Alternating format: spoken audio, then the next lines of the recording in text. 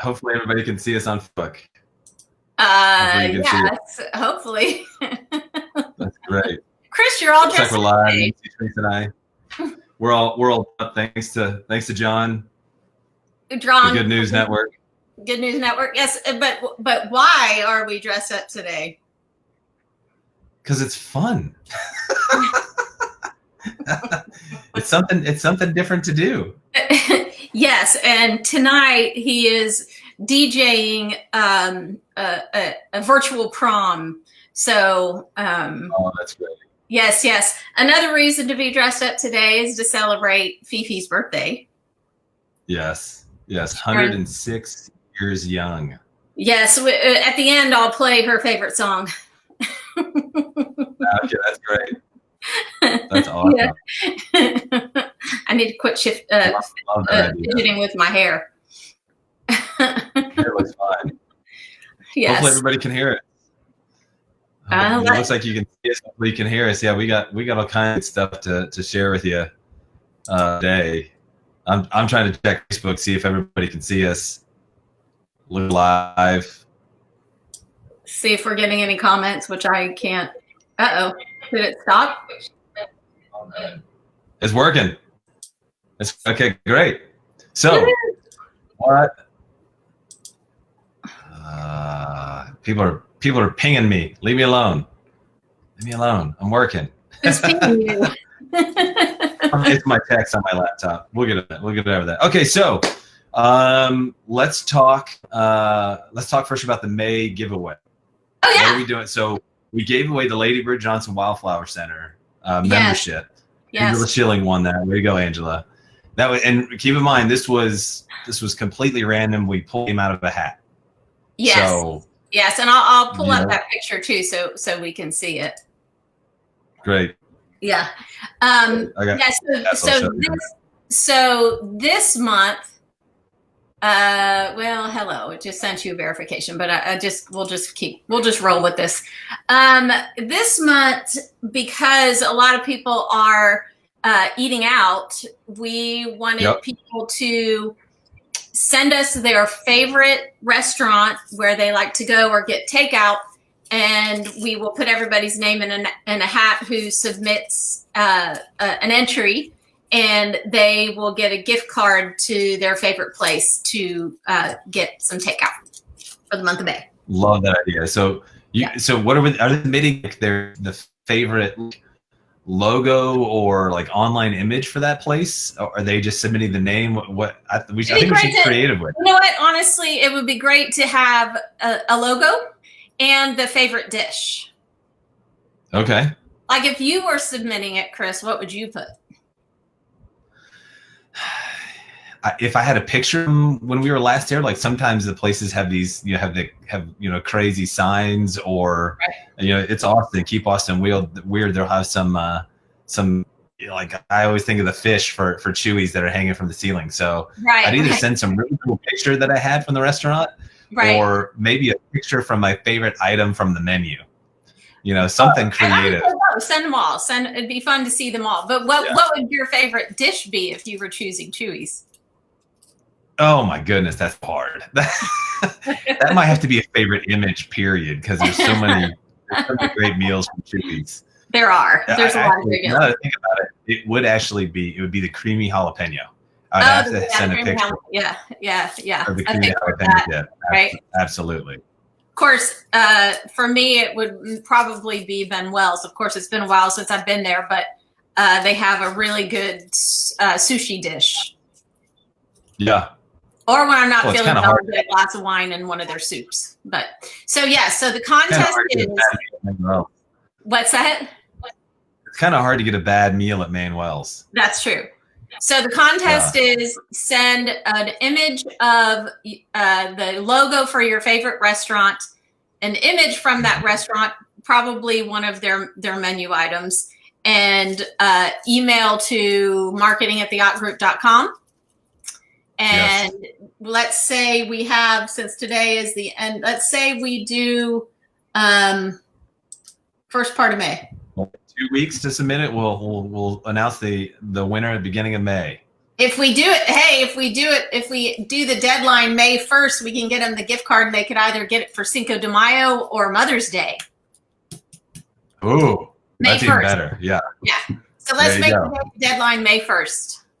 So they can use it either for Mother's Day or Cinco de Mayo. So it doesn't have to be a Mexican food restaurant though. Right? I like that idea. Yeah, any place you want. Yeah. You're so much better at this looking at the camera than me. What's that? I keep looking all over. You're better at looking straight at the camera. I'm just looking at the green light that's right there. Yeah, the green light's up here on mine, so. So you look like this? No. It doesn't matter. No. All right, so we'll get to the exciting real estate stuff. Have you heard about the mortgage forbearance, mortgage forgiveness? Have you heard any news? Right. So it's nice to be offered these options when you are having financial issues. We just want everybody to figure out that they need to read the fine print and fully understand what they're getting themselves into. We have heard from some lenders that when you move your payments, it doesn't mean that you don't have to pay them in the long run. And I'm sure different lenders have different terms, but in some cases, if you say skip 3 or push off 3 payments, they could be due all at the same time. Which if you have a $2,000 a month payment and you stop paying for 3 months, then suddenly the $6,000 is due at one time. Right. Which a lot of people don't have that money in hand. So you definitely want to think about the terms and fully understanding them before signing any paperwork, essentially. So I heard a story about a bank. They didn't necessarily forgive the payments. What they did is they kind of put pause on the payments for an investor. However, that was a very personal relationship the investor had with the bank. So the bank said, hey, you do not have to pay us for the next 2 months. We'll just tack them on to the end of the loan. So normally you'll have 360 payments and you're 340 in. We're just going to pause you at 340 and in the next couple months you can pick them back up. Right. So, that was just one example. That doesn't mean that all lenders are going to do that. Right. You need to talk. We are not mortgage professionals. We're telling you stories and things we're hearing from our lenders. Right. So long story short, like usual, talk to your lender, talk to your bank. Right. Talk to the company that actually holds your mortgage as well. Give them a call. If you need the funds, give them a call, talk to them and see what the solutions they have. Don't just assume that everything's good. And, with all the COVID-19 financial things that are happening, you have the option to not pay your mortgage or not pay your rent for that matter. Right. Make sure you're talking to your landlords and you're talking to your lenders and making sure you know what you can and can't do. Exactly. So great. Richter from our team, forbearance, lump sum due, deferred, added to the end of mortgage. There's all these different verbiage they're going to give it, options they're going to give you. And definitely ask questions. Right. Yep. Yeah. And Carrie said payway. That's Aiden. That's my son. He votes payway. He wants payway. Yeah. He wants it like right now. He's probably asking me to pick it up. Yeah. Well, after we're done, you can do that. There you go. Well, hey, you shared something with me. You shared an article from another local broker that was talking about the consumer confidence index, and I've got it behind me like a weatherman. There you go. Not on a green screen. This is a real tie. Yes, it is my Superman tie. Hey, who gave you that? I don't know. Some dork. I think I gave you the cufflinks. That's great. So you can see this last little dip back in here. That was actually just prior to 2012. And this is the U.S. Consumer Confidence Index. Right. So there's an article that one of the local brokers was posting, talking about watching pending transactions and leading and trailing market indicators. You know, they were basically they're watching the market. You know, the numbers that we kick right now they're trailing. The pending transactions from March, those were likely under contract in February. So pricing that we're seeing and what we're seeing contract wise, that's already happened. Right. So what's going to happen as the numbers come forward over the next couple of months? What is it going to look like? You know, the other thing, what I'm really taking away from the article is what we've already talked about. We're going to watch the market, but what I think is important is people are going to have questions about the housing market, and it's, again, hyper local. Just because nationally, you know, you're seeing one thing, or you're hearing housing took a major fall, or pricing has come down 25%. With those national numbers, that doesn't mean it's happened locally. So be careful that the news that you're using for, you know, your information about real estate wise isn't local. Right. To know it. I mean, this definitely impacts us. This impacted us years ago. Yeah. Right. We saw this is in the Great Recession time period right in here. You know, what happened. I think it was important is to take a look at what happened locally. So here's some local numbers, hopefully that everybody can see. Yes. Go ahead. Well, I mean, it's just, you know, we're still transacting business. Yeah. And so, you know, we're taking the precautions that we need to take, and our team members are still have clients who are buying and selling houses. I mean, so it's still ongoing. Some people need to move. I have a new buyer coming from, you know, Oregon, and, you know, they have to move. So we do work still. So, and certain neighborhoods are what's that? Still selling, still buying. Still buying and still selling. So there's going to be ripples as we know. One of our agents has an offer on a home that they haven't even put on the MLS yet. Yep. That's something that they were putting out there in the last week. Right. Hasn't even hit the MLS yet. Already has a buyer who wants to buy it. It was coming soon. Hey, if anybody's interested, we're going to start showing the home. It had a few showings and it had a buyer that brought an offer. Yep. So homes are obviously still selling, but people are still asking. I have neighbors asking about pricing, you know, and we talk about people question, you know, is Austin going to be recession proof? Right. Well, we don't know that for sure, but if history is any indication, there is a good chance. If you look at the chart back here behind me, you'll see the little black line right in here. Again, that was the Great Recession. The blue lines show how many homes sold during that time period. So yes, we took a dip in the amount of sales. That was actually a pretty big dip. But if you look at the pricing here, this was from 245,000 to 235,000. 246, and that's in 2007, and then it dipped down to 236 in 2010. That is not, now this is the average price, of course.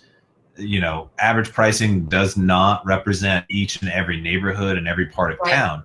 What's interesting though is average price wise, within just around 3 years, it only dipped down a total of $10,000, and it quickly jumped back up to 246 and started climbing until recently it's now 393. So is Austin recession proof? You know, again, we don't know for sure. If you go back all the way back from the 90s up to the early 2000s, it was just increasing. What happened in the early 2000s? And that was the tech bust. Yeah. And our pricing just steadily went up. Right. Yeah. So the rest of the country was seeing sharp drops. We were just slow and steady wins the race. Yeah. Yeah. So that helped us when the housing market dipped in the Austin area, because nationwide, we had a correction at the techbust.com bust. So that helped us not tank as much in 07 and 08. Yep. And I think the important thing to talk about is what we said last time about jobs and supply and demand. You know, obviously, if you look at this chart, you'll see from these blue lines again, you'll see that supply went up. This is showing you homes going under contract, you know, homes selling, and how many homes we sold. We were selling fewer homes and had roughly the same, if not more, inventory than we did back here. So that shows supply and demand. What's happened since then? How many thousands of people, hundreds of thousands of people have moved to Austin since then? A lot. And they're still moving here. Yeah. And they're still moving here. So that's what we're looking for. We're going to look at how many of those jobless claims are going to ring true when all this is over. How many people are going to be back to work? It also helps that Austin diversified. We got into the medical world. We got into the financial world, even the marketing world. So if you got a city with diverse jobs, more than one industry, and is a hub for more than industry, a lot of the Texas towns are, Dallas and Houston as well, then that's really going to indicate, or that's really going to decide how well we do, I think. Yeah, it is. Yeah.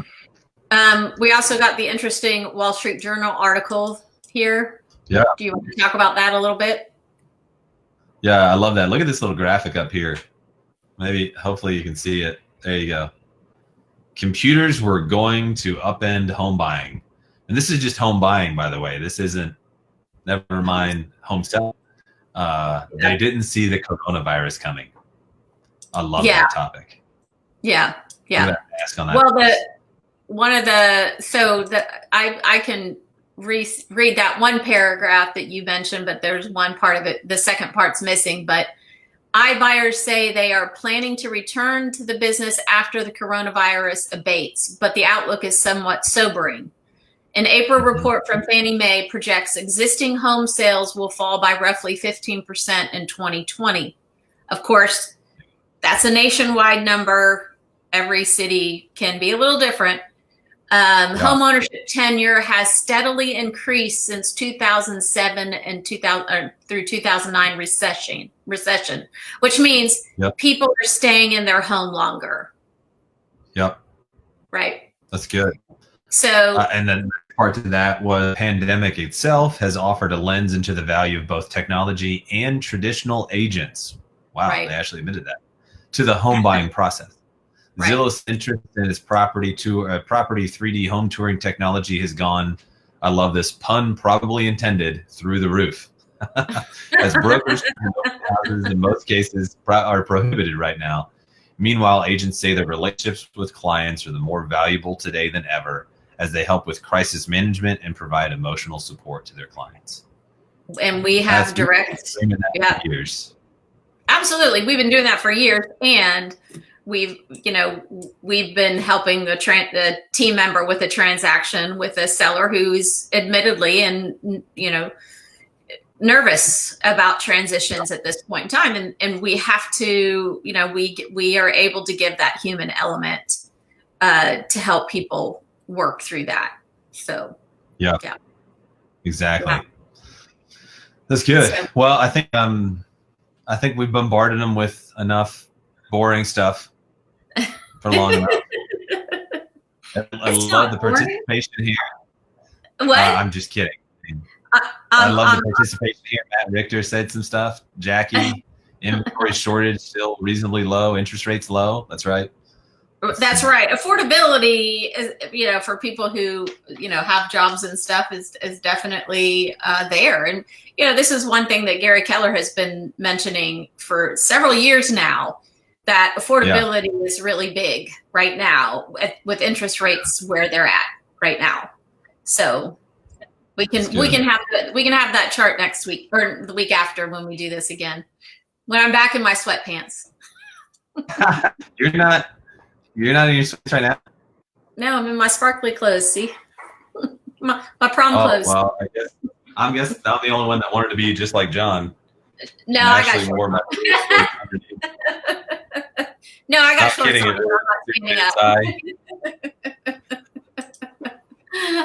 No, all right, we love you. You're hilarious. Thank you for the inspiration. we have to take this. We have to play a little bit of Fifi's favorite song in honor of her 106th birthday. All right, you got it. Yeah, here we go. I have no idea where my. Can you hear it? Yeah. Considering we're in real estate, we're talking about opening a door. Yeah, there's another pun intended right there. Another good pun for you. Yep, we've got Pete Townsend. Let my love open the door. You know, I think we need to share that on our business page. I think we'll do that. Yeah, let's do that. We'll share that for everybody to listen to in honor of Fifi. Fifi's 106th our beloved second mother, grandmother, matriarch of the family. Yep. Yeah. That's good. All right. Well, let's just remind everybody that of the May contest. Send us the image of your favorite restaurant, an image of your favorite dish there, if you can get it. Of course, you can probably find it on Yelp. And email marketing@theoutgroup.com. And on May 1st, so send it to us by May 1st. We will submit names into a hat or put names into a hat and draw for a gift card for whoever wins. Yeah, I like that idea. I'm pulling up my image of. Oh man, that's making me hungry right now. Look at that. What's that? Look at that. That's a little sample from Chewy's right there. Of course, you know my favorite at Chewy's. No, what? The half Cobb salad? The half a Mexicob salad, yes. Half a Mexicob salad, yeah. Oh wait, no, wait. There's the jalapeno ranch in the picture right there. Oh yeah, I might have to have some Chewy's today now. Yeah, it's making me hungry. Yeah. Good. Well, thanks for watching. And don't forget, tune in to the prom if you can tonight with John. Yes. Yeah. One more pick of your board shorts. One more pick of the board shorts. Okay. All right. Well, I have to stand up on my chair. Let me drop the camera a little bit to show you that I really am wearing board shorts right now. John Krasinski was my Instagram. I love that he did that. He was talking about jams, what I used to wear when I was a skater. So, absolutely, that was phenomenal. All right. Phenomenal. Well, hey, this has been fun. You guys know how to get a hold of us. 222-222-6881. theoutgroup.com. There you go. And we still want your feedback. If we need to do a happy hour Facebook Live now that everybody's at home. If there's a certain date or time that works better for y'all to be able to watch these and ask some questions and follow along, please let us know. All right. That's it. Match time, keep it classy. See you later.